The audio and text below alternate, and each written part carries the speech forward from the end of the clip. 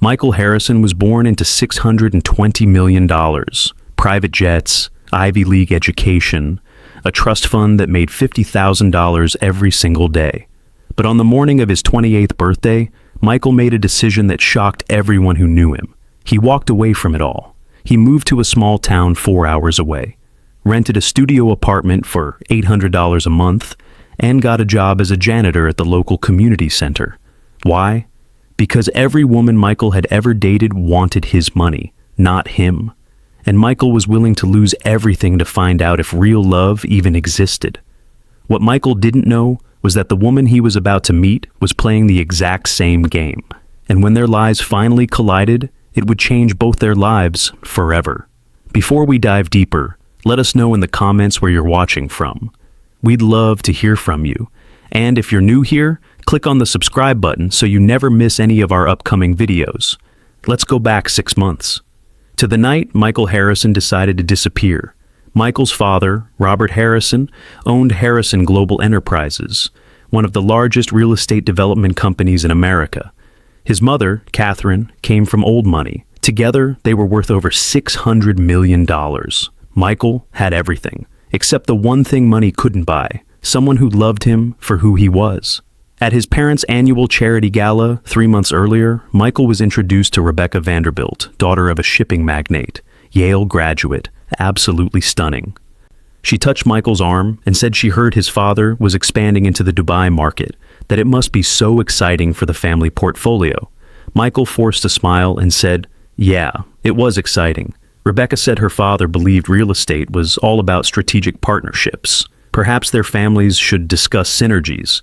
That's when Michael realized something heartbreaking. Rebecca wasn't looking at him. She was looking at a business opportunity, just like the woman before her, and the woman before that. Michael had dated dozens of women over the years. Each relationship started with promise and ended in disappointment. There was Jennifer, the fashion model he met at a gallery opening in Manhattan. She was beautiful, sophisticated, charming. For 3 weeks, Michael thought maybe this was different. Then one evening, she casually mentioned that her struggling modeling agency could really use an investor, someone with vision, someone like Michael. The conversation shifted so smoothly from romance to business that Michael almost didn't notice. Almost. He ended things the next day. Jennifer called him 17 times, left voicemails saying she really cared about him, that the business thing was just a thought, nothing serious. But Michael had heard the calculation in her voice. He knew the difference between love and opportunity. Then there was Amanda, a corporate lawyer he met through mutual friends. She was brilliant, driven, independent. She had her own money, her own career. Michael thought surely someone like Amanda wouldn't need his wealth. They dated for 2 months. She never once asked about his finances. Michael started to relax. Then one night over dinner, Amanda mentioned that her firm was looking to expand into real estate law. She said it so casually. She said, "Wouldn't it be amazing if their relationship could benefit both their professional lives?"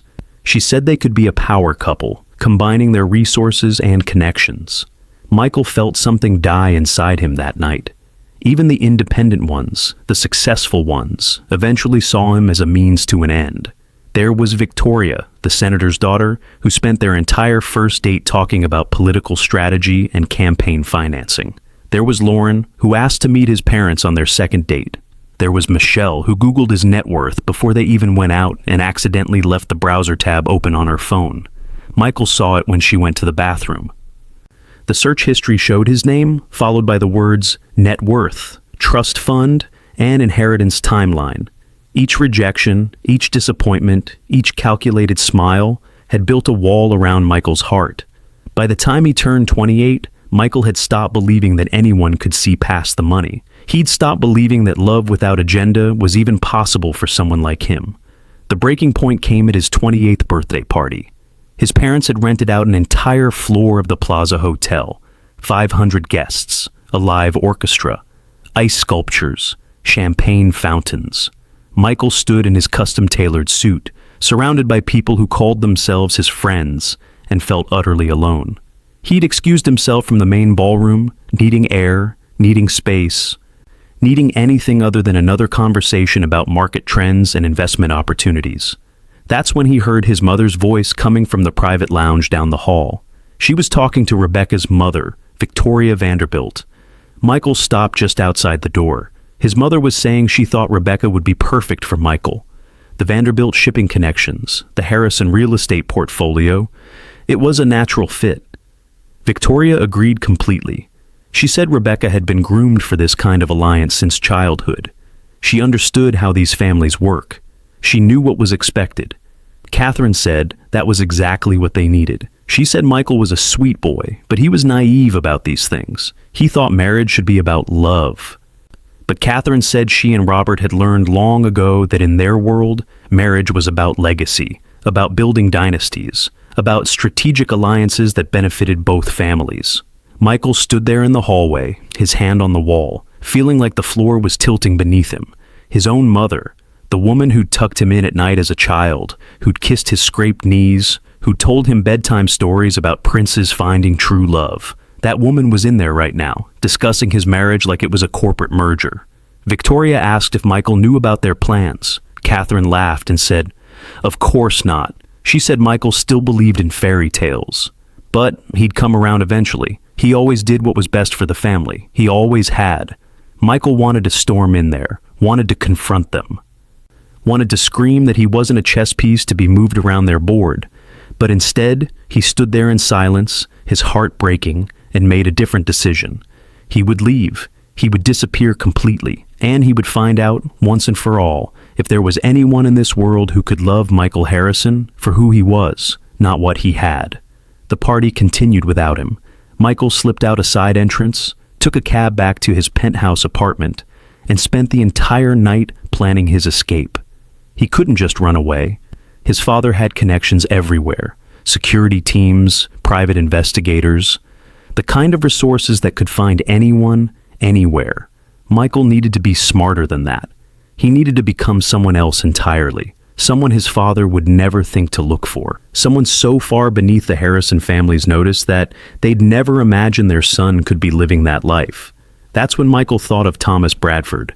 Thomas had been the Harrison family lawyer for 30 years. He'd known Michael since he was born. More importantly, Thomas had always treated Michael like a person, not an asset. Thomas had a daughter Michael's age. Her name was Sophie. They'd played together as children at family gatherings. Sophie had died in a car accident when she was 16.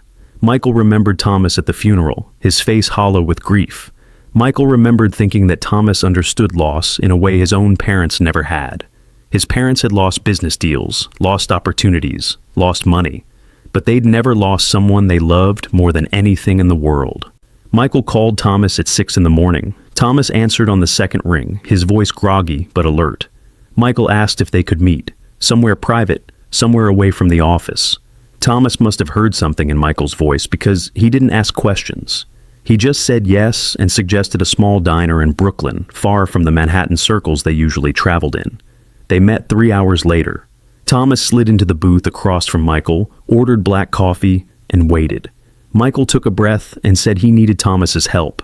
He said he needed to disappear, not forever, just for 6 months. He needed to live as someone else, someone with no connection to the Harrison name, someone completely ordinary. Thomas listened without interrupting. When Michael finished, Thomas was quiet for a long moment. Then he asked the question Michael had been dreading. He asked why. Michael told him everything, about Rebecca and Jennifer and Amanda and all the others, about the conversation he'd overheard at his birthday party, about feeling like a product on a shelf, waiting to be purchased by whichever family offered the best terms, about lying awake at night, wondering if he'd ever be loved for himself. Thomas listened to it all. When Michael finished, Thomas's eyes were wet. He said his daughter Sophie had said something similar before she died. She'd said she felt like everyone at her private school was performing, playing roles, pretending to be friends while really just calculating social advantages. She'd said she wanted to transfer to a public school, to meet real people, to have real friends. Thomas had told her no. He'd said she needed to stay where she was, to build the right connections, to secure her future. 2 weeks later, she was gone. Thomas had spent every day since wondering what would have happened if he'd just let her be herself, if he'd just let her be happy. Thomas looked at Michael across that diner table and said he'd help, But there were conditions. Michael had to check in every 2 weeks. He had to let Thomas know he was safe. And after 6 months, regardless of what he found, Michael had to come back and face his life. He couldn't just run forever. Michael agreed. Thomas spent the next week creating a new identity. Matthew Cooper, 28 years old, born in a small town in Pennsylvania that didn't keep great records, moved around a lot as a kid, no college degree, work history in maintenance and custodial services. Social security number that would pass any basic background check. Bank account with $5,000 in it. Everything legitimate, everything legal, everything untraceable back to Michael Harrison. Michael spent those 7 days preparing. He went through his apartment, his life, his identity, and stripped it all away. He took his expensive suits, the ones that cost more than most people's monthly rent, and he cut them up with kitchen scissors. He watched the fabric fall to the floor in pieces and felt something like relief. He took his Rolex watch, the one his father had given him for his 21st birthday, and he locked it in a safe deposit box. He took his credit cards and cut them into pieces. He withdrew $20,000 in cash from his personal account. Knowing it would be the last time he accessed anything connected to his real name, he bought a cheap phone from a convenience store, the kind you pay for with cash and throw away when you're done. He packed one suitcase with clothes from a thrift store, jeans that were slightly too big, t-shirts that had been washed so many times they were soft and faded, a jacket that smelled like someone else's life. He looked at himself in the mirror and barely recognized the person staring back. The night before he left, Michael wrote a letter to his parents. He sat at his desk, the same desk where he'd done homework as a teenager, where he'd studied for his college entrance exams, where he'd signed his first business documents. He wrote and rewrote the letter 7 times. The final version was simple. He said he wasn't running away from them. He was running toward himself. He said he needed to find out who he was when he wasn't their son, when he wasn't their heir, when he wasn't their investment in the future. He said he loved them. He said he'd be back in 6 months. He said he hoped they could understand, even if they couldn't forgive. He sealed the letter in an envelope, left it on the kitchen counter where they'd find it, and walked out of his apartment at 3 a.m. He didn't look back. Michael took a bus to Riverside, Ohio. He'd chosen the town carefully. Population 12,000, 4 hours from the city. No direct flights, no train station, nothing that would make it easy for anyone to find him. The kind of place where people stayed their whole lives, where everyone knew everyone, where a stranger would stand out but a quiet guy who kept to himself would eventually fade into the background. The bus dropped him off at a small station at 6 a.m. The sun was just coming up. The air smelled different here, cleaner, simpler. Michael walked through the empty streets with his suitcase, looking at the houses with their front porches and their chain-link fences, the pickup trucks in the driveways, the American flags hanging from poles. This was a world he'd only ever seen in movies. He found a diner called Morrison's and went inside. The place was busy with the early morning crowd, men in work boots and flannel shirts, women in waitress uniforms heading to their shifts. Everyone looked at him when he walked in, the stranger, but their looks weren't suspicious. They were curious, friendly. One old man at the counter nodded at him. The waitress, a woman in her 50s with kind eyes, smiled and asked if he wanted coffee. Michael said yes. He sat at a booth by the window and looked at the menu. Everything was cheap. Eggs and bacon for $5, pancakes for $4. Coffee refills were free. The waitress came back with his coffee and asked if he was new in town. Michael said yes, he'd just arrived. He was looking for work. The waitress asked what kind of work. Michael said anything. He wasn't picky. The waitress studied him for a moment, then said her name was Linda Morrison. She and her husband Joe owned this place. She said the community center was hiring. They needed someone for evening custodial work. It wasn't glamorous, but it was steady. Michael asked where the community center was. Linda pointed out the window. 3 blocks that way, she said. Can't miss it. Michael thanked her. He ordered eggs and bacon and ate slowly, savoring every bite. He'd eaten in Michelin star restaurants where a single meal cost $500. But nothing had ever tasted as good as those $5 eggs in that small town diner. After breakfast, Michael walked to the community center. It was an old brick building, probably built in the 1960s. The paint was faded. The parking lot had cracks. But there were kids playing basketball in the outdoor court. There were senior citizens going in for their morning exercise class. There was life here. Real life. Michael walked inside and asked the woman at the front desk if they were hiring. She looked him up and down, then called for someone named Gary. Gary appeared a minute later. He was in his mid-50s, balding, with a slight gut and a friendly face. He asked Michael if he had custodial experience. Michael said yes. He'd worked at various schools and offices. Gary asked if he had references. Michael gave him 2 phone numbers that Thomas had set up. Friends of Thomas who'd agreed to vouch for Matthew Cooper if anyone called. Gary said he'd check the references and get back to him. But he must have liked what he saw because he said if everything checked out, Michael could start on Monday. The pay was $15 an hour. Evening shift, 3 to 11. Michael said that would be perfect. Michael spent the weekend finding a place to live. He rented a 1-bedroom apartment above a hardware store on Main Street. The landlord, an old man named Frank, asked for first month's rent and a security deposit. $850 total, no credit check, no background check, just cash and a handshake. The apartment was small, 1 room that served as bedroom and living room, a tiny kitchen with old appliances, a bathroom with cracked tiles, but it had a window that looked out over the street. It had a roof that didn't leak. It had a door that locked. Michael had grown up in a house with 16 bedrooms. This apartment was smaller than his childhood closet. And yet, when he closed the door behind him that first night, when he lay down on the second-hand mattress he'd bought from a thrift store, when he stared up at the water-stained ceiling, Michael felt something he hadn't felt in years. He felt free. Monday came.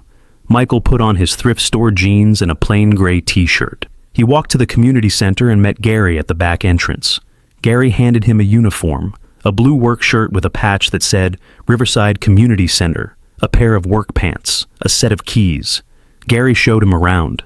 The gym that needed mopping every night, the locker rooms that needed cleaning, the bathrooms that needed scrubbing, the offices that needed vacuuming, the supply closet where all the cleaning equipment was kept.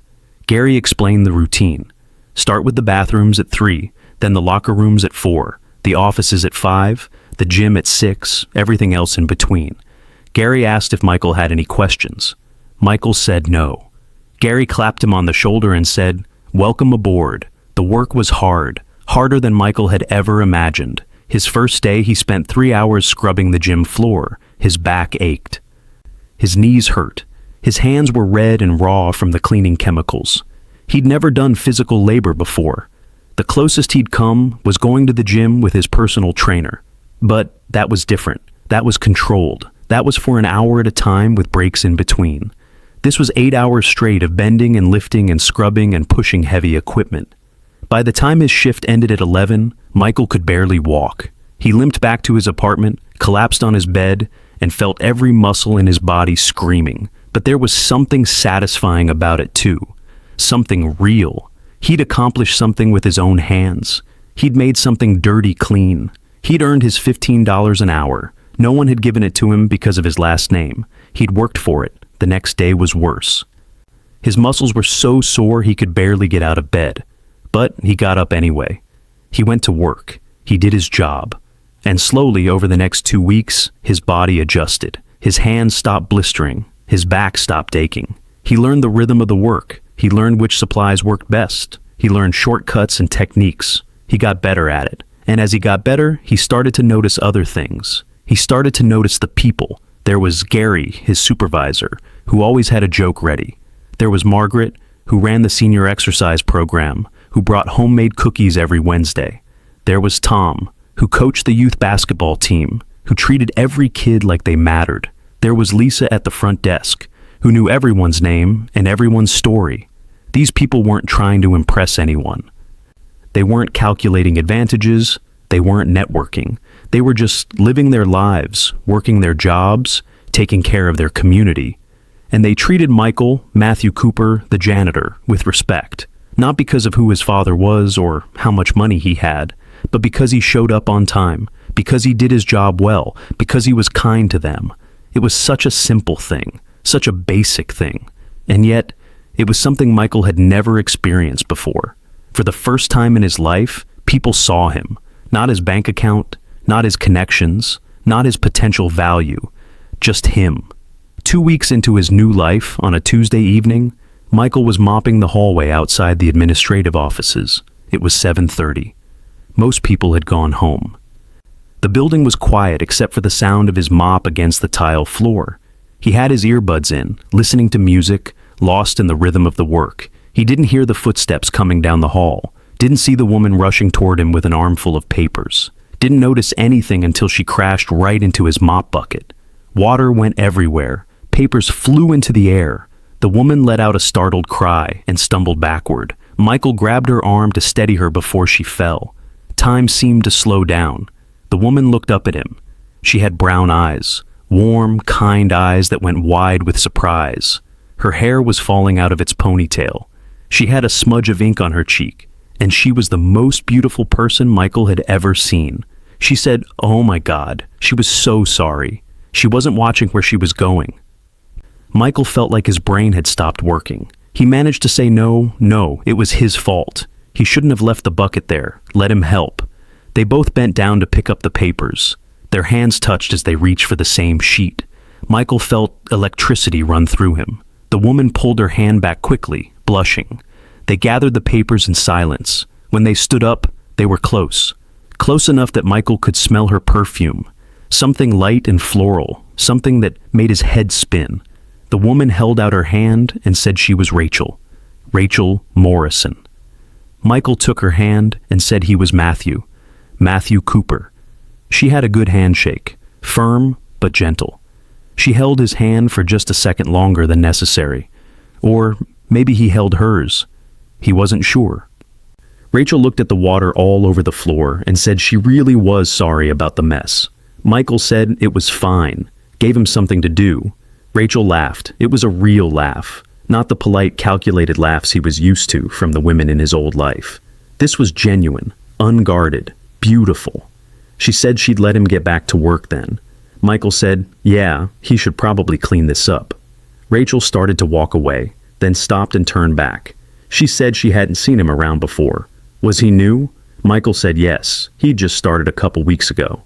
Rachel smiled and said, well, welcome to the Riverside Community Center. She said she worked in the administrative office. If he ever needed anything, just let her know. Michael said he would. They stood there for another moment, neither quite ready to walk away. Then someone called Rachel's name from down the hall. The moment broke. Rachel said she had to go. Michael said, yeah, of course.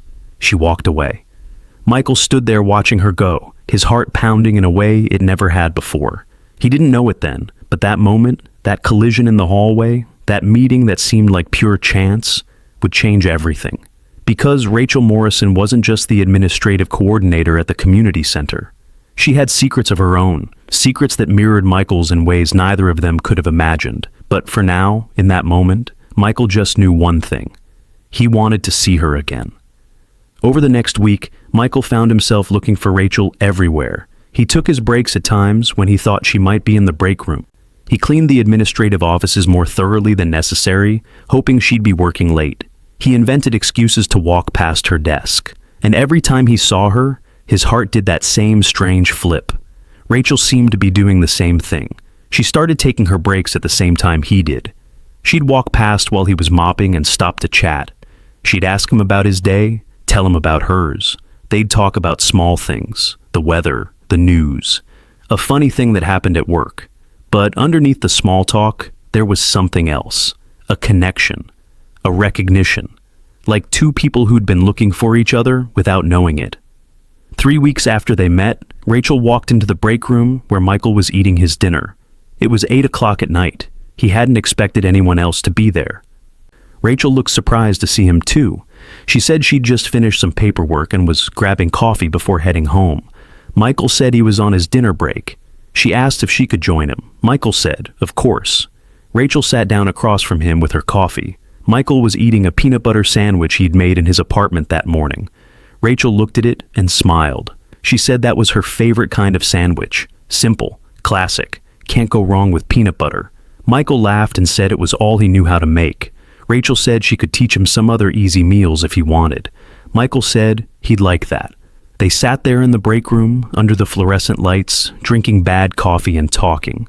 Rachel told him about growing up in Riverside, how she'd lived here her whole life, how she knew everyone in town, how sometimes it felt too small, like she'd never see anything beyond these streets. But other times, it felt like home, like the only place she'd ever want to be. Michael asked about her family. Rachel's face lit up. She said her parents owned Morrison's Diner, the place on Main Street. Michael said he'd been there. It was great. Rachel smiled and said she'd grown up in that diner, started washing dishes when she was 8, waitressing at 14. She knew the menu by heart. She said her little sister Emma was away at college now, studying to be a teacher. Rachel was so proud of her. She said Emma was the smart one in the family, the one who was going to do big things. Michael asked what that made Rachel. Rachel shrugged and said the steady one, the one who stayed home, the one who took care of things. She didn't sound sad about it, just matter of fact, like she'd made peace with her role. Michael wanted to tell her she was selling herself short, wanted to say that staying and caring for your community was just as important as leaving to chase dreams. But he didn't know how to say it without sounding patronizing, so instead, he asked what she did for fun. Rachel laughed and said, "Fun? What was that?" She worked at the community center during the day, helped at the diner on weekends, took care of her grandmother, who was getting older and needed help around the house. Fun was something other people did. Michael said that sounded lonely. Rachel looked at him, really looked at him, and said, "Yeah." Sometimes it was. Then she asked about him. Where was he from? What brought him to Riverside? Did he have family? This was the moment Michael had been dreading, the moment where he had to lie to someone he was starting to care about. He took a breath and told the story he'd practiced. He said he'd grown up in foster care, moved around a lot, never really had a place that felt like home. He'd worked odd jobs over the years, maintenance, custodial work, nothing glamorous. He'd come to Riverside because he'd heard it was a good place, a place where people looked out for each other. He said he was tired of being alone. He wanted to be somewhere that felt like community. It wasn't all a lie. The last part about being alone and wanting community, that was true.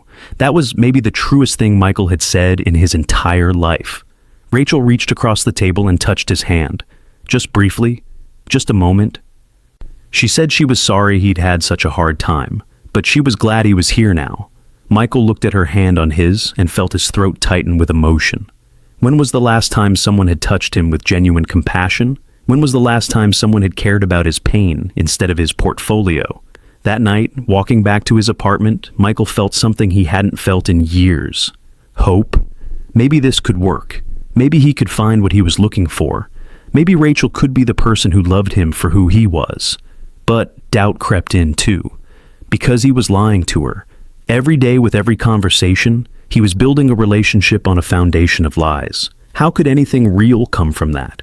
He told himself it was temporary. He told himself that once he was sure of her feelings, once he knew she loved Matthew the janitor, then he could tell her the truth. Then she'd understand why he'd done it. Then everything would be okay. It was a nice story. Michael almost believed it. Over the next month, Michael and Rachel fell into a routine. They'd time their breaks to coincide. They'd meet in the break room and talk for half an hour, sometimes longer. Rachel would bring snacks to share. Homemade cookies her mother had sent home with her. Fruit from the diner. Once, she brought 2 slices of pie, and they ate them straight from the to-go containers with plastic forks. Rachel told him about the regulars at the diner. Old Mr. Peterson, who came in every morning at 6 and ordered the same thing. 2 eggs over easy, wheat toast, black coffee. Mrs. Chen, who came in every Thursday for meatloaf and always left a $10 tip, even though her meal only cost $8.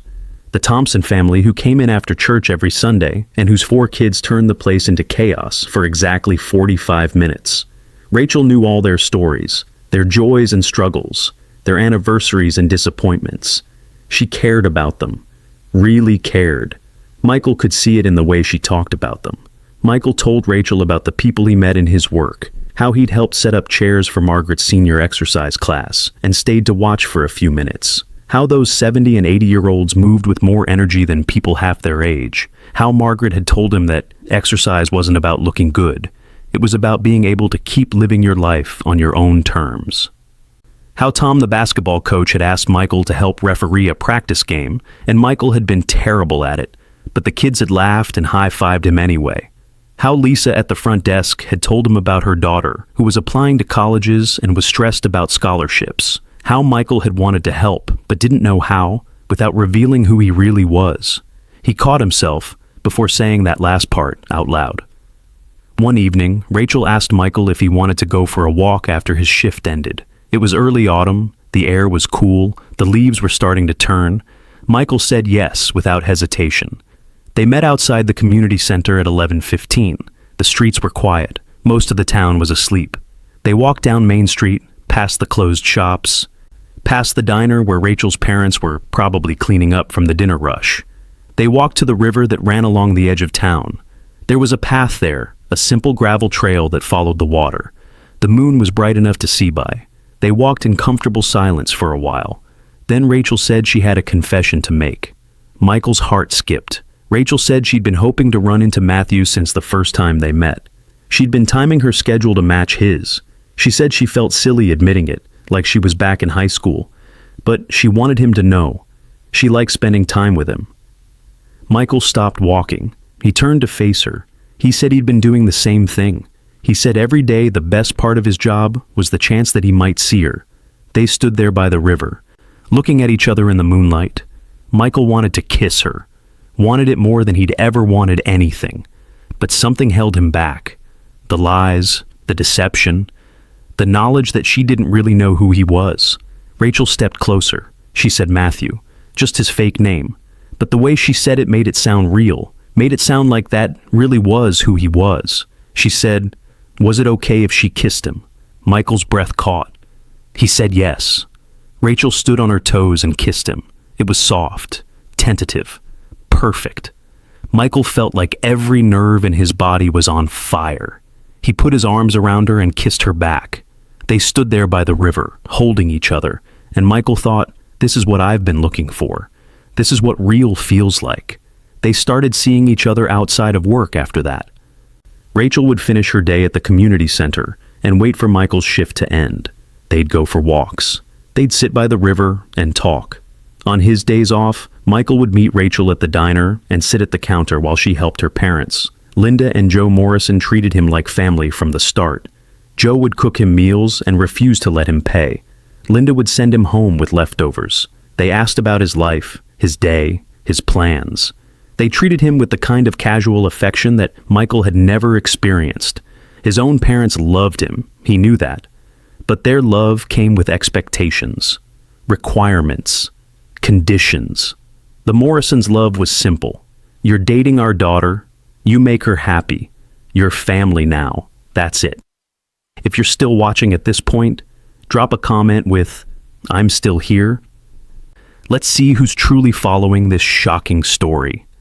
One Sunday afternoon, Rachel took Michael to meet her grandmother. Helen Morrison was 83 years old and lived in a small house on the outskirts of town. Rachel explained that her grandmother had been quite wealthy once. She'd started a small business in the 1970s that had done very well. She'd sold the business in the 90s and invested the money wisely. Rachel said her grandmother was the reason Rachel and her sister had been able to go to good schools, the reason they'd had opportunities. But Grandma Helen had always been private about the money. She didn't want people treating her differently. She wanted to be just another Riverside resident. Michael understood that feeling more than Rachel knew. Grandma Helen answered the door wearing a gardening apron and holding pruning shears. She looked Michael up and down with sharp eyes and said, "So you're the boy." Michael said, "Yes, ma'am." He supposed he was. Helen said she'd heard about him. She'd heard he was kind to her granddaughter, that he worked hard, that he didn't put on airs. She asked if that was true. Michael said he tried to be kind. He did work hard, and he didn't have any airs to put on. He was just a janitor. Helen smiled for the first time. She said good. The world had too many people pretending to be something they weren't. She appreciated honesty. Michael felt guilt twist in his stomach. If only she knew. Helen invited them in for tea. They sat in her sunny kitchen, and she told stories about old Riverside, about the community center that she'd helped found 40 years ago, about how it had started as just a dream, a way to give the town's kids somewhere safe to go after school, about how she'd convinced the town council to donate the land, how she'd organized fundraisers, how the whole community had come together to build it. She said it was her proudest accomplishment, more than the business, more than the money. That building had changed lives. Michael listened and realized something. This woman, Rachel's grandmother, had done exactly what he'd always wanted to do. She'd used her wealth to make a real difference, not through big showy donations that got her name on buildings, but through quiet, steady work that actually helped people. He wanted to ask her questions, wanted to learn from her, but he couldn't, not without revealing too much about himself. After tea, Rachel showed Michael around her grandmother's house. In the study, there were photos on the wall. Rachel as a baby, Rachel as a child, Rachel graduating high school. But there was one photo that caught Michael's attention. It was a newspaper clipping, framed. The headline read, "Local businesswoman donates building for community center." The photo showed a younger Helen Morrison at a ribbon-cutting ceremony. Rachel noticed Michael looking at it. She said that was her grandmother's big moment, the day the community center officially opened. Rachel said she'd grown up hearing stories about that day, how the whole town came out, how there was a parade, how Grandma Helen gave a speech about investing in the future. Rachel said quietly that her grandmother had actually donated more than just the building. She'd set up a trust fund to maintain it, to pay for programs, to make sure it would always be there for the community. Rachel said not many people knew that. Her grandmother had insisted on keeping it quiet. She didn't want recognition. She just wanted the center to survive. Michael asked if that was why Rachel worked there. Rachel nodded. She said she felt like it was her responsibility, her family's legacy. She wanted to make sure her grandmother's dream stayed alive.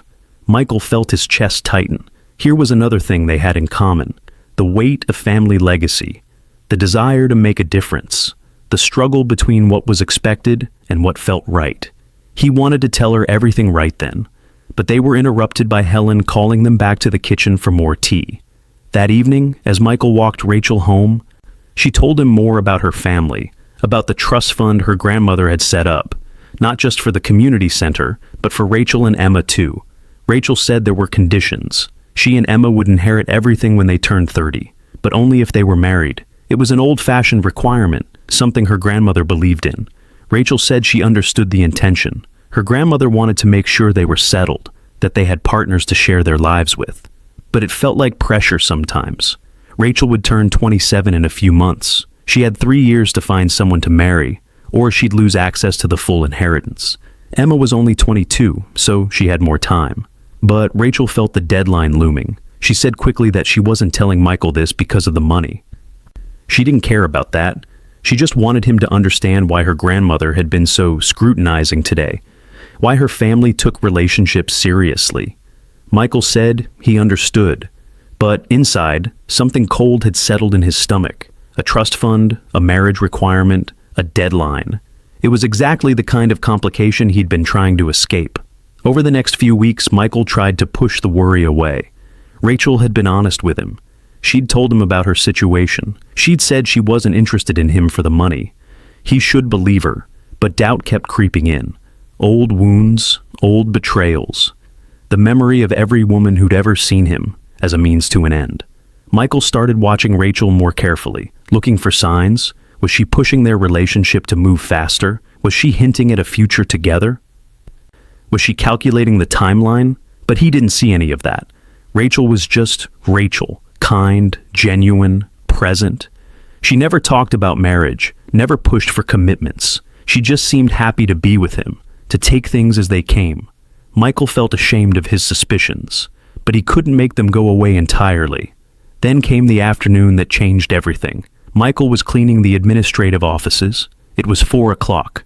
Rachel was usually gone by then, but her office door was slightly open and he could hear her voice. She was on the phone. He should have walked away, should have given her privacy. But he heard his name. Matthew. He froze. Rachel was saying yes, Aunt Diane. She knew about the trust requirement. She knew she needed to be married by 30. No, she wasn't just going to marry someone for the money. She wasn't like that, but yes, she had been seeing someone. His name was Matthew.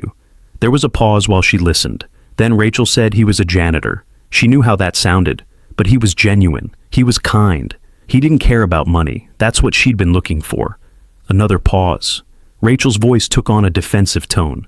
She said, Aunt Diane, she wasn't using him. She really did care about him. Her aunt must have said something sharp because Rachel's next words came out hurt. She said yes, the timing worked out. She'd be 27 next month. If they got serious, she could be married by 28. That gave her 2 years of cushion before the deadline. But that wasn't why she was with him. She was with him because he made her happy. Michael had heard enough. He backed away from the door silently. His heart was pounding.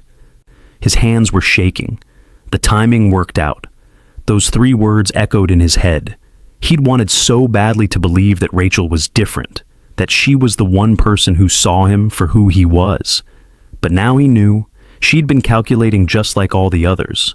Maybe she did care about him, but she also cared about that trust fund. She cared about meeting her grandmother's requirements. She cared about the deadline. And Matthew Cooper, the poor janitor with no prospects, was convenient. He fit perfectly into her timeline.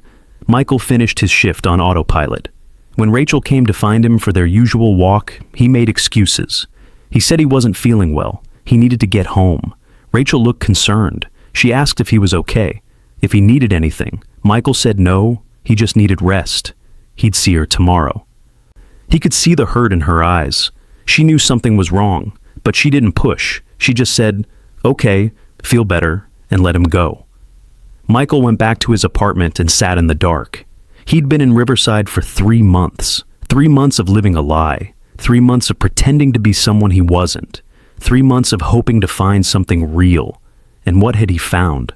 Another woman with an agenda. Maybe Rachel's agenda was softer than the others. Maybe she did have feelings for him. But the trust fund was there. The requirement was there. The deadline was there. And Michael was convenient. He thought about going back to the city, calling Thomas, admitting defeat. His father had been right. In their world, love and money couldn't be separated. You could never know if someone wanted you or wanted what you had. Michael picked up his phone to call Thomas, but before he could dial, he got a text from Thomas. The message said Michael's father had narrowed the search to Ohio.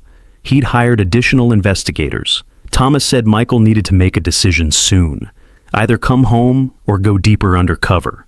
Michael stared at the message. He'd come here to find out if real love existed. He'd found someone who seemed perfect. But now, he didn't know what was real and what was calculation.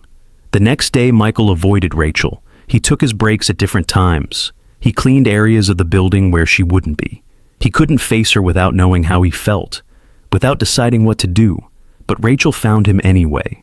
She tracked him down in the storage closet where he was organizing cleaning supplies. She closed the door behind her and said they needed to talk. Michael said he was fine. Everything was fine. Rachel said, no, it wasn't. Something had changed yesterday. She could feel it. She asked what was wrong. Michael wanted to lie, wanted to make up an excuse. But he was tired of lying, so he told her a version of the truth. He said he'd overheard her phone call about the trust fund, about the marriage requirement, about the timing working out. Rachel's face went pale, then red. She asked what exactly he'd heard. Michael repeated it, all of it. Rachel was quiet for a long moment. Then she said he didn't understand. The timing comment wasn't about using him. It was about finally, for once, not feeling panicked about her grandmother's requirement. It was about telling her aunt that she'd found someone she actually wanted to be with. Someone who made the stupid deadline feel less like a burden because she actually wanted a future with him. Michael wanted to believe her. But he'd been hurt too many times. He said, how did he know that? How did he know she wasn't just with him because he was convenient? Because a janitor with no money would be grateful to marry into her family. Rachel's eyes filled with tears. She said, was he serious? Did he really think that little of her? Did he really think she was that calculating? Michael didn't answer. He couldn't. Rachel wiped her eyes angrily. She said she'd been honest with him. She'd told him about her family, about the trust, about the expectations. She'd been vulnerable with him. And now he was throwing it back in her face, accusing her of having ulterior motives. She said if that's what he thought of her, then maybe they shouldn't be together. Maybe he should find someone who didn't come with complications. Someone pure and simple who could pass whatever test he was running. Michael felt panic rise in his chest. He said that wasn't what he wanted. Rachel said then, what did he want? Because from where she was standing, he was looking for reasons not to trust her. He was looking for excuses to push her away. She asked what he was so afraid of. Michael couldn't answer, because the truth was too complicated. He was afraid of being used, but he was also afraid of being known. He was afraid Rachel would leave him when she found out he was poor, but he was also afraid she'd only stay if she found out he was rich. He was caught in a trap of his own making, a lie that had grown too big to untangle. Rachel waited for his answer. When he stayed silent, she shook her head. She said she couldn't do this. She couldn't be with someone who didn't trust her. She turned and walked out of the storage closet. Michael stood there surrounded by mops and cleaning supplies and felt his world falling apart. He'd come to Riverside to escape the complications of his old life, but he'd just created new ones, worse ones, because now he'd hurt someone who might have actually loved him. Someone who'd been honest with him while he'd been lying to her the entire time. Michael didn't see Rachel for 2 days. She called in sick to work. Michael went through his shifts like a ghost. He cleaned the floors. He emptied the trash. He did his job. But he didn't care anymore. The whole experiment felt pointless. On the 3rd day, Rachel came back to work. Michael saw her in the hallway. She looked tired, like she hadn't slept. She saw him too. For a moment, they just looked at each other. Then Rachel walked past, without saying anything. Michael felt something break inside him. That evening, Michael's phone rang. It was Thomas. Thomas said they needed to talk. Michael's father had hired investigators in Riverside. They were asking questions, showing Michael's photo around. It was only a matter of time before someone connected Matthew Cooper to Michael Harrison. Thomas said Michael needed to come home, now, before this turned into a bigger mess. Michael said he couldn't, not yet. Thomas said, then what was the plan? Was Michael going to live as a janitor forever? Was he going to keep lying to everyone? Michael didn't have an answer. Thomas sighed. He said he knew something had happened. He could hear it in Michael's voice. Thomas asked if Michael had found what he was looking for. Michael said he thought he had, but then he'd ruined it. Thomas asked how. Michael told him everything, about Rachel, about the trust fund, about the overheard conversation, about his accusations, about Rachel walking away. Thomas was quiet for a long time. Then he asked Michael a question. He asked if Michael had ever considered that he was the one being unfair. Michael said what? Thomas said Michael had spent 3 months lying to Rachel about who he was. He'd been testing her, judging her, looking for signs of betrayal, all while pretending to be someone else. And the moment Rachel showed any complexity, any real-life complication, Michael had assumed the worst. Thomas said maybe the problem wasn't that Rachel had a trust fund. Maybe the problem was that Michael had been looking for a fantasy, someone without any complications, someone who existed only to validate Michael's worth, someone who wasn't a real person with their own life and challenges. Thomas said real people come with complications. Real love means accepting those complications, not running away the moment things aren't perfect. Michael sat with that for a long time after they hung up. Thomas was right. Michael had been unfair. He'd wanted Rachel to accept him for who he really was, but he hadn't been willing to extend her the same grace. He hadn't been willing to accept that she had her own struggles, her own family pressures, her own complicated situation. He'd been so focused on not being used that he'd failed to see the person right in front of him. A person who'd been honest about her complications. A person who'd been trying to navigate her own difficult situation. A person who'd maybe found in Michael the same thing he'd found in her. Someone who felt real. Michael realized he had to tell Rachel the truth. All of it. He couldn't keep living this lie. He couldn't keep judging her for having secrets when he was sitting on the biggest secret of all. He had to come clean. And he had to let her decide what to do with that information. Even if it meant losing her. Even if it meant watching her walk away forever. But before Michael could make that happen, everything fell apart. The next afternoon, Michael was working his shift when Gary called him into the office. Gary looked uncomfortable. He said there had been some men asking questions around town, showing a photo, asking if anyone had seen this person. Gary pulled out a printout. It was Michael, not Matthew in his work clothes, but Michael in a tuxedo at a charity gala, the Forbes photo. Gary asked if Michael wanted to explain. Michael felt trapped. He could lie, could say it was a mistake, a case of mistaken identity, but he was tired of lying. So he told Gary the truth. His real name was Michael Harrison. He was the son of Robert Harrison, who owned Harrison Global Enterprises. He'd come to Riverside to escape his life, to find out if anyone could love him for himself and not his money. He'd created a fake identity. He'd lied to everyone. Gary listened without interrupting. When Michael finished, Gary leaned back in his chair and let out a long breath. He asked if Michael had broken any laws. Michael said no. Everything was legal. He just wanted to disappear for a while. Gary asked how long Michael had been planning to keep this up. Michael said 6 months. He had 2 months left. Then he was supposed to go back to his real life. Gary asked if Rachel knew. Michael shook his head. Gary rubbed his face with his hands. He said this was complicated. He said he should probably fire Michael for lying on his application. But technically, Matthew Cooper was a real identity, legally created. So Michael hadn't technically lied. Gary said the bigger problem was that private investigators were about to blow Michael's cover. And when that happened, everyone in town would know, including Rachel. Gary asked if Michael had a plan. Michael said he was going to tell Rachel himself, tonight, before someone else did. Gary nodded. He said that was probably smart. Then Gary said something surprising. He said, for what it's worth, Michael had been a good employee. He'd worked hard. He'd treated people with respect. He'd been a good person. Gary said money didn't change that. Michael felt tears prick his eyes. He thanked Gary. Gary said, go talk to Rachel. Fix this if you can. Michael went to find Rachel. She was in her office, working on her computer. He knocked on the open door. She looked up.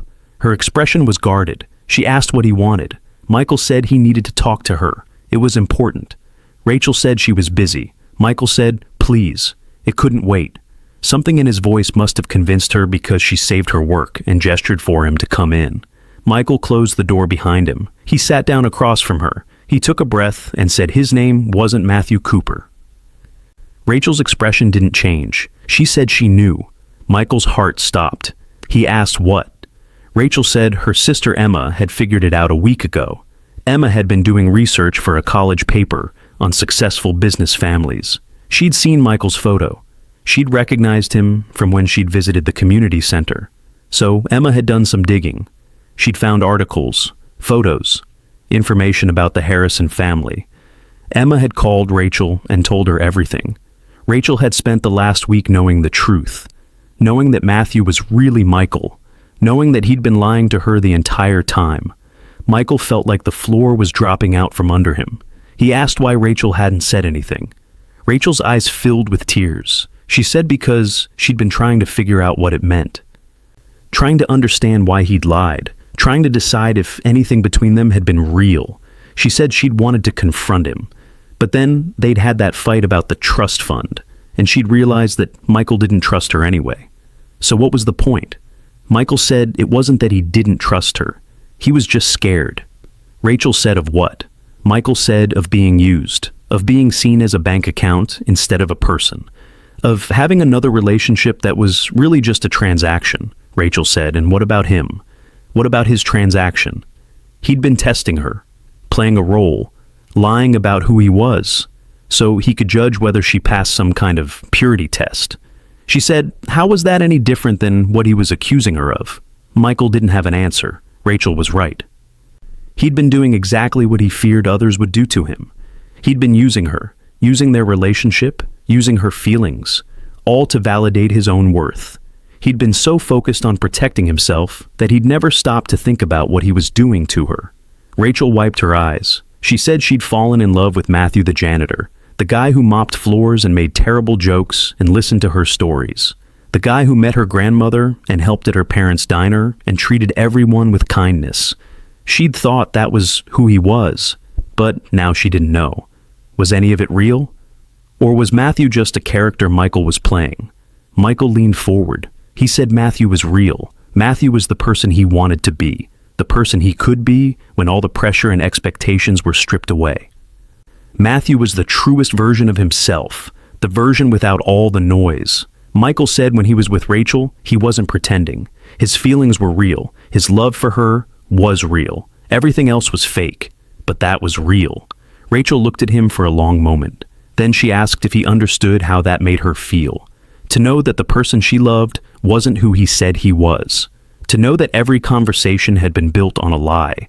To know that he'd been judging her, testing her, while hiding behind a fake name. She said it felt like betrayal. It felt like he'd stolen something from her. The chance to make an informed choice. The chance to know who she was really falling for. Michael said he was sorry. He said it over and over. He said he'd made a terrible mistake. He'd been selfish and scared and wrong, but he loved her. That was the one thing that was completely true. He loved Rachel Morrison, and he would do anything to make this right. Rachel stood up. She said she needed time. She needed to think. She couldn't just forgive him because he said he was sorry. Trust wasn't something you could fix with an apology. It was something you had to rebuild, and she didn't know if she could do that. She asked Michael to leave, to give her space, to let her figure out what she wanted. Michael stood up. He asked if there was any chance she could forgive him, any chance they could start over. Rachel said she didn't know. Maybe, but not today. Michael nodded. He walked to the door. Before he left, he turned back and said one more thing. He said his parents were coming to Riverside tomorrow. He had asked them to come because he wanted to tell Rachel the truth with them there as witnesses. He wanted her to meet the people who'd raised him. He wanted her to see his whole life, not just the parts he'd been hiding. He said if she wanted to come, they'd be at the community center at 7. She didn't have to, but he hoped she would. Rachel didn't respond. Michael left. That night, Michael called his parents. He told them everything about Riverside, about Rachel, about the lies and the truth and the mess he'd made. His mother cried. His father was quiet. Then Robert said something Michael didn't expect. He said he was proud of Michael. Michael asked how his father could possibly be proud of this disaster. Robert said because Michael had been brave enough to try, brave enough to question the life they had built for him, brave enough to want something real. Robert said he and Catherine had raised Michael in a world where everything was transactional, where relationships were strategic, where love was secondary to legacy. They'd done that because it was how they'd been raised, how they'd survived. But Robert said he'd watched his son become more and more unhappy over the years. He'd watched Michael go through the motions of their world while clearly dying inside. And Robert hadn't known how to help. So when Michael disappeared, Robert had been angry, but also secretly relieved. Because maybe Michael would find what Robert had never had, a chance to choose his own life. Catherine got on the phone. She said she'd been wrong about Rebecca, about all the others, about thinking Michael needed to marry for legacy. She said she'd been trying to protect him, trying to give him the tools to survive in their world. But she realized now that maybe the answer wasn't teaching Michael to survive that world. Maybe the answer was letting him leave it. Catherine said if Rachel was the woman Michael loved, then they would support that. No matter who she was, no matter what she had or didn't have, if she made Michael happy, that was enough. Michael felt something loosen in his chest, the weight he'd been carrying for so long, the expectation that he had to be a certain thing, do a certain thing, marry a certain kind of person. His parents were giving him permission to choose differently. It didn't fix his mistake with Rachel, but it meant he wouldn't have to choose between her and his family, if she'd even have him. The next evening, Robert and Catherine Harrison arrived in Riverside. They drove themselves in a normal car, no driver, no security, just 2 people coming to visit their son. Michael met them at a small hotel on the edge of town. Catherine hugged him tightly. She said she'd missed him so much. Robert put a hand on Michael's shoulder. He said his son looked different, happier, even with everything going wrong. Michael said he felt different. He felt like himself for the first time in his life. They had dinner at Morrison's diner. Linda and Joe were working. Michael introduced his parents. He didn't hide who they were. The Morrisons treated them like any other customers. Friendly, welcoming, no special treatment. Robert and Catherine seemed surprised by that, but pleased. Over dinner, Michael told his parents more about Riverside, about the people he'd met, the work he'd done, the life he'd built. Catherine said she could see why he'd stayed. The town felt real in a way their world never did. Robert asked about Rachel. Michael told them everything, about how they'd met, how they'd fallen in love, how he'd overheard the phone call and panicked, how she'd found out who he really was, how he'd hurt her with his suspicions and his lies. Robert said relationships were hard. Adding money to the equation made them exponentially harder. But the answer wasn't to hide who you were. The answer was to find someone who could handle the truth. All of it. They finished dinner and walked to the community center. It was almost 7. Michael didn't know if Rachel would come.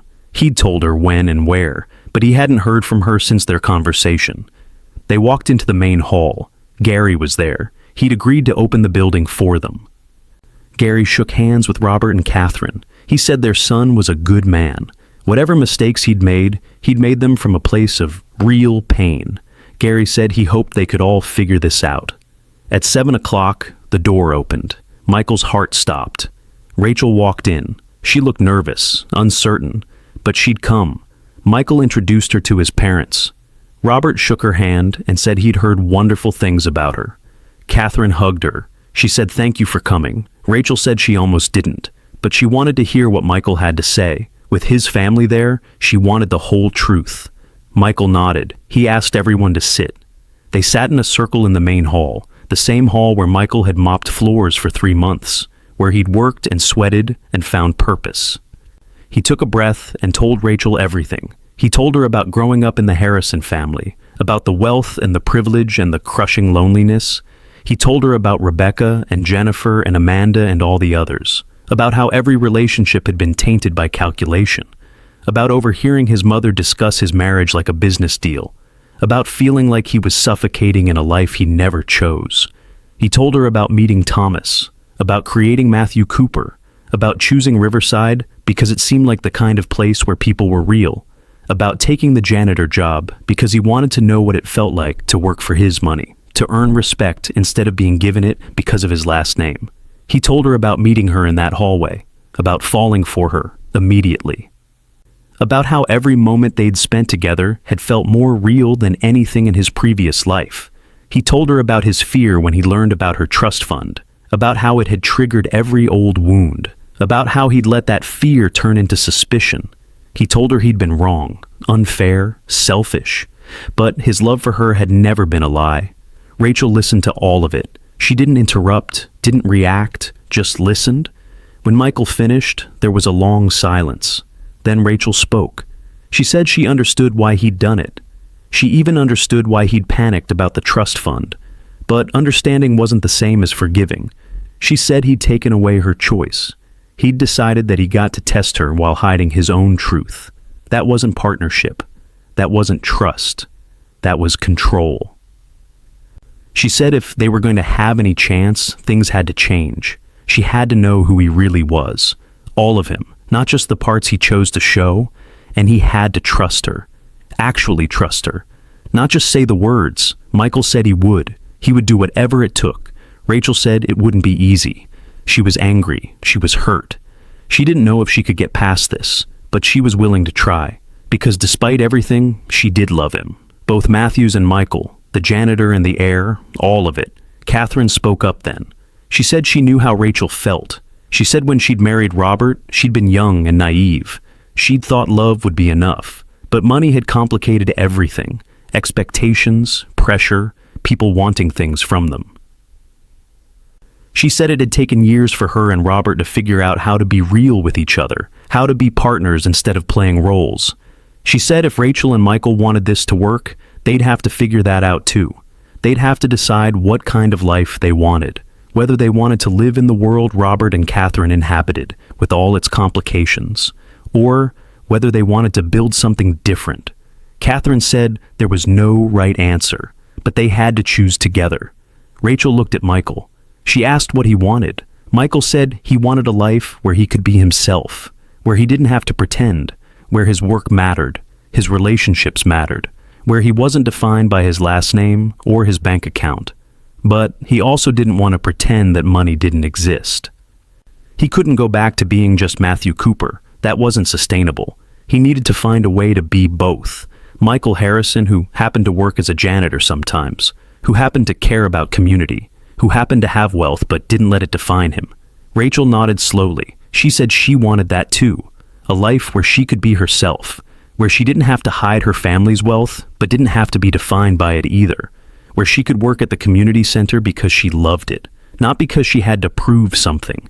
She said maybe they could figure that out together, but it would take time, and honesty, and trust. Michael said he had time, and he'd never lie to her again. Robert said if they needed help navigating the complicated parts, the legal and financial parts, he and Thomas could help. Catherine said if they needed help navigating family expectations, she'd run interference. She said she'd spent too many years pushing Michael toward the wrong life. She wouldn't make that mistake again. Gary spoke up from the corner where he'd been quietly watching. He said if they needed a reminder of what mattered, they could both keep their jobs at the community center. He'd be happy to have them, both of them. Michael and Rachel looked at each other. They both smiled. It was the first real smile Michael had seen from her in days. Rachel said yes. She'd like that. They left the community center that night with a fragile peace. Not a resolution, not a happy ending, but a beginning, a chance. Robert and Catherine stayed in Riverside for 3 more days. They met Rachel's parents. They met Helen. They walked around the town and talked to people and started to understand what Michael had found here. Something authentic, something grounded, something real. Before they left, Robert pulled Michael aside.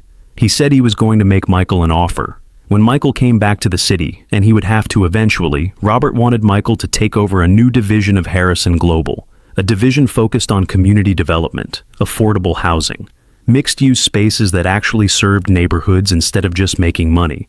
Robert said he'd been thinking about this for a while, about how to make their company do more good. He said Michael had the vision for that, the passion for it. If Michael wanted the job, it was his. Michael said he'd think about it. He wanted to talk to Rachel first. They were making decisions together now. Over the next month, Michael and Rachel rebuilt their relationship slowly. They didn't rush. They talked a lot about their pasts, their fears, their hopes. Rachel told Michael about the pressure she'd felt from her family, the expectation that she'd marry well, take care of the community center, be the good daughter. She said she'd spent so long trying to meet everyone else's expectations that she'd forgotten what she wanted. Meeting Matthew had reminded her. He'd treated her like a person, not a responsibility. Michael told Rachel about the loneliness of his childhood, the friends who weren't really friends, the constant awareness that people wanted something from him, the fear that he'd never be enough on his own. He said being Matthew had freed him from that. But he realized now that he couldn't stay Matthew forever. He had to integrate the 2 parts of himself. They took walks by the river like they used to, but now they were both fully themselves. Rachel Morrison, granddaughter of Helen Morrison, heir to a modest fortune, administrator at the community center, and Michael Harrison, son of Robert and Catherine Harrison, heir to a vast fortune, janitor at the same community center. Michael continued working his evening shifts, but he also started taking on responsibilities for his father's company remotely. He'd spend mornings on video calls and conference calls, afternoons working on proposals and plans, evenings mopping floors and cleaning bathrooms. It wasn't strange life, but it felt right. Rachel watched him juggle both worlds and asked if he was happy. Michael said yes, he was. For the first time, he felt like all the parts of himself fit together. 2 months after the truth came out, Rachel and Michael went to visit Helen together. They sat in her sunny kitchen and told her everything. Helen listened without judgment. When they finished, she asked Michael if he loved her granddaughter. Michael said yes, more than anything. Helen asked Rachel if she loved Michael. Rachel said yes. Helen nodded. She said then that was all that mattered. She said she'd put that marriage requirement in the trust because she'd wanted to make sure her granddaughters had partners, people to share their lives with, people who'd be there through hard times. She'd seen too many wealthy people end up alone, isolated by their money. She'd wanted better for Rachel and Emma, but she'd never meant for it to feel like pressure. She said if Rachel wanted to marry Michael, she should do it because she loved him, not because of a deadline, not because of money, just because. Rachel said she did want to marry Michael, eventually, when they were ready. Helen smiled. She said good. Then she asked Michael about his plans. Were they going to stay in Riverside, move to the city, try to do both? Michael said they were still figuring that out. He wanted to honor his responsibilities to his family's company, but he didn't want to give up what he'd found here. Helen said maybe they didn't have to choose. Maybe they could split their time, spend part of the year in each place. build a life that incorporated both worlds. She said it wouldn't be easy, but the best things never were. Rachel and Michael left Helen's house that day with a plan starting to form. They'd spend weekdays in the city. Michael would work at Harrison Global's new community development division. Rachel would work remotely for the Riverside Community Center and also consult on Harrison Global projects. Her experience running a community center would be invaluable. Then they'd spend weekends and summers in Riverside. Michael would keep his janitor job, working Friday and Saturday nights. They'd stay connected to the community, stay grounded in the life they'd built. 4 months after the truth came out, on a cold December evening, Michael took Rachel for a walk through Riverside's town square. Christmas lights were strung between the lampposts. People were shopping at the small stores. Families were ice skating on the temporary rink the town set up every year. Michael and Rachel walked hand in hand, watching it all. They ended up at the community center. The building was closed for the night, but Michael had a key. They went inside to the main hall where everything had changed months ago. Michael turned to Rachel. He said he'd imagined this moment 100 different ways. He'd planned elaborate proposals, thought about expensive rings, considered all the ways he could make it impressive. But in the end, he wanted it to be simple. He wanted it to be real. He got down on one knee right there in the empty community center. He pulled out a ring, not a massive diamond, just a simple band with a small stone. Something beautiful but not showy. He said Rachel Morrison. He was both Michael and Matthew. He was wealthy and he was a janitor. He came from privilege, but he'd found purpose in service. He was complicated and flawed and still figuring out who he was. But he knew one thing for certain. He loved her. He wanted to build a life with her, a life that honored both their families but belonged to only them. He asked if she'd marry him. Rachel pulled him to his feet before answering. She said yes, but she had conditions. Michael laughed and said, "Of course she did." Rachel said first, they were going to keep working at the community center. Both of them, no matter how busy they got. This place mattered. Second, they were going to be honest with each other, always, even when it was hard, especially when it was hard. Third, they were going to figure out how to use their resources to actually help people, not just write checks, but really make a difference. Michael said yes to all of it. Rachel said, then yes, she'd marry him. They kissed in the empty community center where they'd met, where they'd fallen in love, where they'd almost lost each other, where they'd found their way back. They got married 6 months later.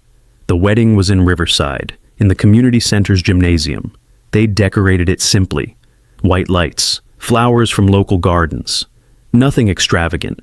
The guest list was a mix of both worlds. Robert and Catherine Harrison, Helen Morrison, Joe and Linda, Emma, Gary, Margaret and Tom and Lisa, Thomas Bradford, and people from Michael's old life.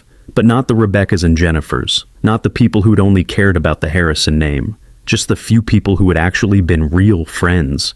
The ceremony was short. Michael and Rachel had written their own vows. Michael promised to always be honest, to always see Rachel for who she was, to never let money or fear or outside expectations come between them. Rachel promised to trust Michael even when it was hard, to call him out when he was being an idiot, to remind him that he was enough just as he was. They promised to build a life together that was theirs, no one else's. At the reception, Robert gave a toast. He said he'd spent most of his life believing that business was about maximizing profit, that relationships were about strategic advantage, that success meant accumulating wealth and power. But his son had taught him something different. Success meant knowing who you were. It meant having the courage to live according to your values even when it was hard. It meant finding people who loved you for your character, not your bank account.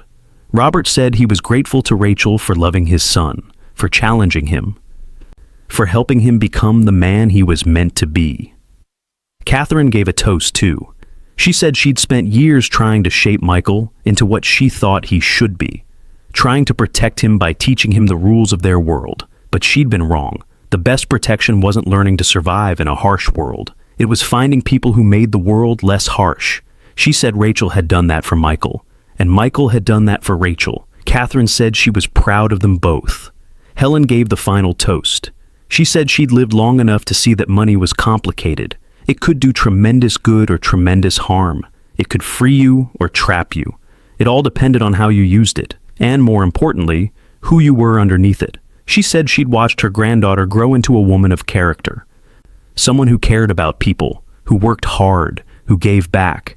And she'd watched Michael, a young man she'd just met, prove that wealth didn't have to corrupt, that privilege could coexist with humility, that someone born into one world could choose to live differently. Helen said she was proud to welcome Michael into their family. She said, "May their marriage be blessed with love, honesty, and the courage to keep choosing each other every single day." The party went late into the night. People from Riverside danced with people from the city. Worlds that normally never mix came together in that decorated gymnasium. Michael and Rachel danced together in the center of it all. At one point, Rachel asked Michael if he was happy. Michael looked around at everyone they loved, at the community that had welcomed him, at the family that had learned to let him go, at the woman in his arms who knew everything about him and loved him anyway. He said yes, he was happy. Rachel said good, because this was just the beginning. They had a whole life to figure out together. All the complications and challenges and joys that came with being two people from different worlds trying to build one shared life. Michael said he couldn't wait. 5 years later, Michael and Rachel's life looked different than either of them had imagined. They split their time between the city and Riverside just as they had planned. Michael ran the community development division of Harrison Global. It had become the company's most successful division, not in terms of profit, but in terms of impact. They had built affordable housing in 12 cities, created mixed-use developments that actually served communities, partnered with local organizations instead of displacing them. Michael had proven that development could be both profitable and ethical. Rachel had become his right hand.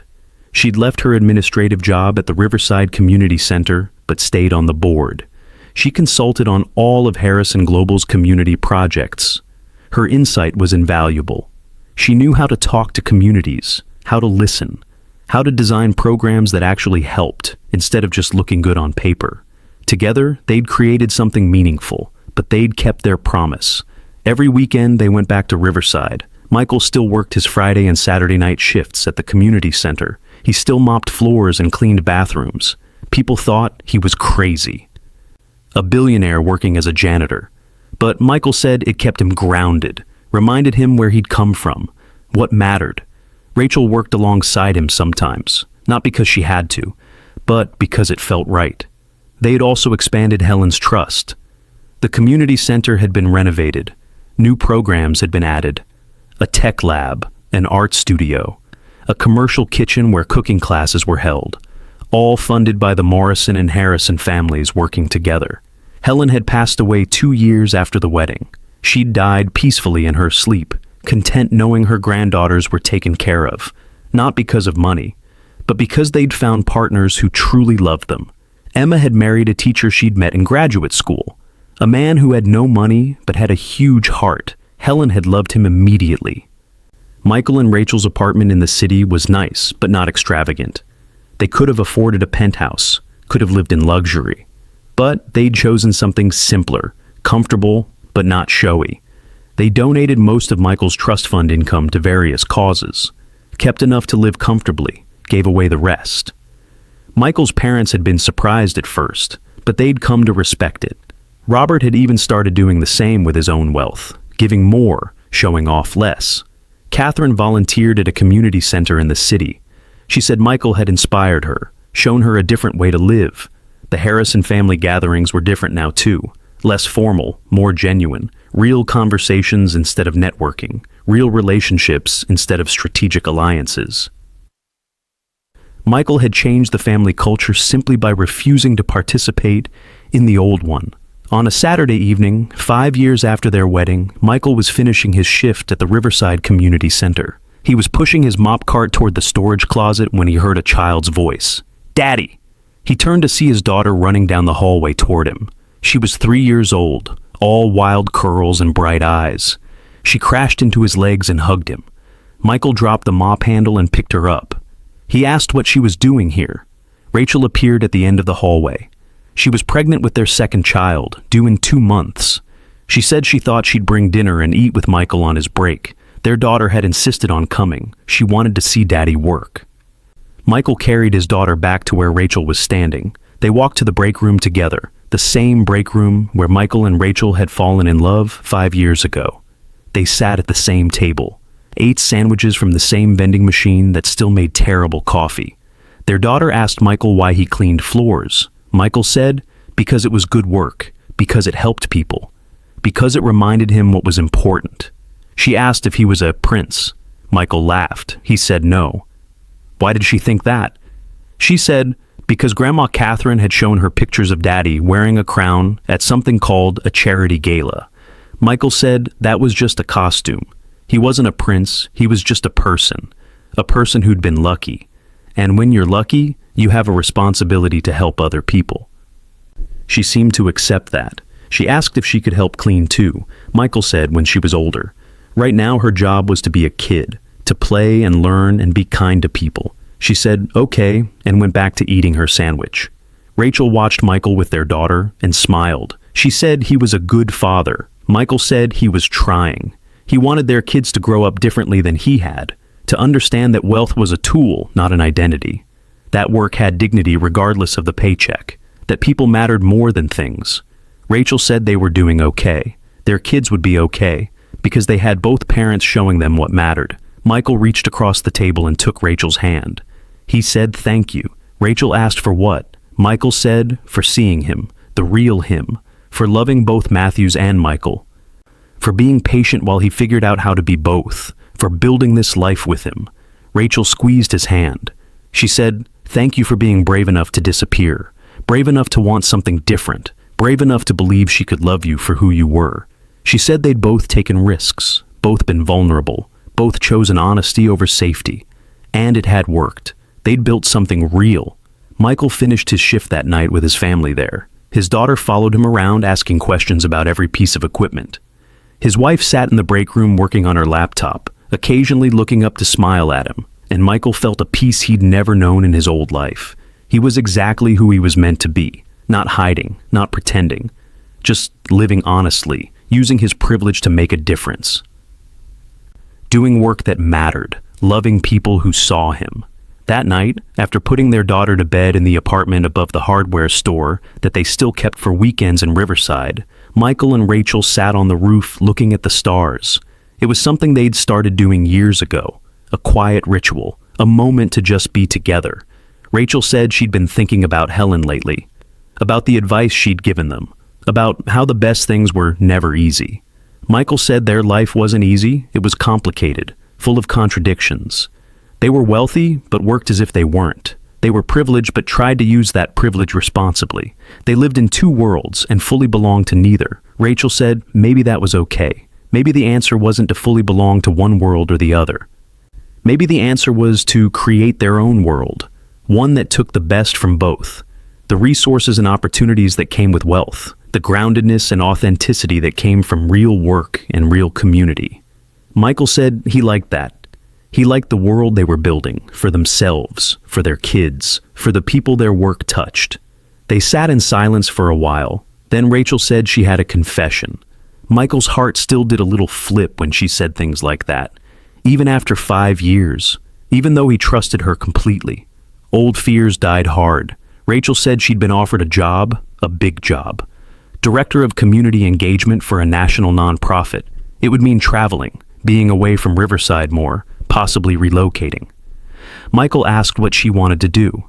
Rachel said she didn't know. The job was incredible, a chance to make a real impact on a national scale, but it would change their life, change the balance they'd worked so hard to create. She asked what Michael thought. Michael said it was her decision. Whatever she chose, they'd figure it out. They were a team. Rachel said she wanted the job, but she also wanted their life here. Michael said maybe they could do both. Maybe they could be flexible, creative, find a way to make it work.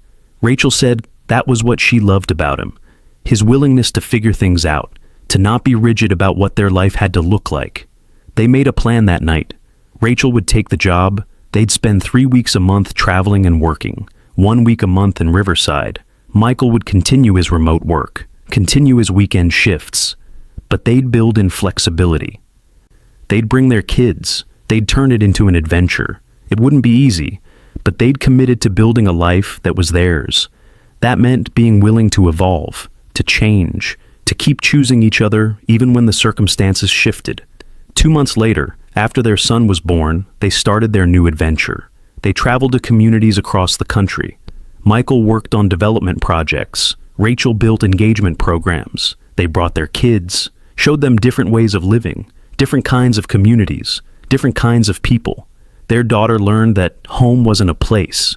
It was the people you loved. Their son would grow up understanding the same thing. They still went back to Riverside, still kept their weekend routine, still worked at the community center, but they also expanded their world. Met new people, learned new things, made impact in new places. It was exhausting sometimes, complicated always, but it felt right. Years passed, their kids grew.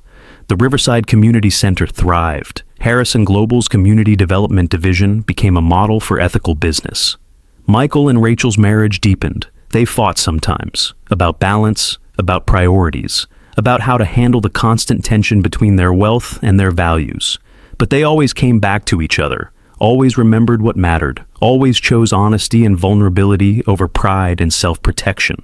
On their 10th anniversary, they went back to where it all began, the hallway in the Riverside Community Center, where Rachel had crashed into Michael's mop bucket. They stood there together, older now, parents now, different people than they'd been, but still them. Still the janitor and the administrator who'd fallen in love over bad coffee and real conversation. Michael said he'd do it all again, every mistake, every lie, every painful moment, because it had led him here, to this life, this woman, this family. Rachel said she would too, even the hurt, even the betrayal, even the hard work of rebuilding trust, because they'd come out the other side stronger, more real, more themselves. They kissed in that hallway, the same hallway where everything had started, where two people hiding from their lives had collided and found each other. What would you have done in their situation? Would you have taken the risk? Would you have chosen honesty? Would you have fought for love even when it was complicated? Let us know in the comments. And if this story moved you, if it made you think about your own choices and relationships, hit that like button and subscribe. Share this with someone who needs to hear it, someone who's struggling with their own identity, someone who's trying to figure out how to be themselves in a world that wants them to be something else. Tell us where you're watching from. We love hearing your stories, your struggles, your victories, because we're all in this together, all trying to figure out how to live authentically, how to love honestly, how to build lives that matter. Thank you for watching, thank you for being here, and remember, the greatest wealth isn't what's in your bank account. It's knowing who you are when everything else is stripped away, and having someone who loves you for exactly that person.